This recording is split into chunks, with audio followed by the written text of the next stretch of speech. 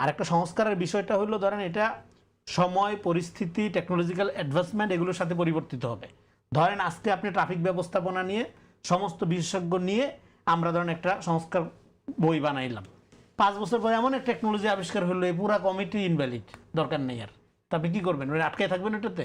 ওখানে হাজার হাজার মানুষ ভোট দিয়েছে, এই করেছে, ওখানে আটকায় থাকার কোনো সুযোগ নেই। তার মানে এখানে আপনাকে দেখতে হবে সংস্কার প্রক্রিয়াটা কোনটা গণতান্ত্রিক পদ্ধতিতে হচ্ছে আর কোনটা গণতন্ত্রকে ব্যাহত করার জন্য হচ্ছে। উদাহরণ দিই, জামাত ইসলাম ধরুন ইলেকশনের আগে আমরা কি শুনছি, বিএনপি সংস্কার বিরোধী, নোট অফ ডিসেন্ট মানেই বিএনপি।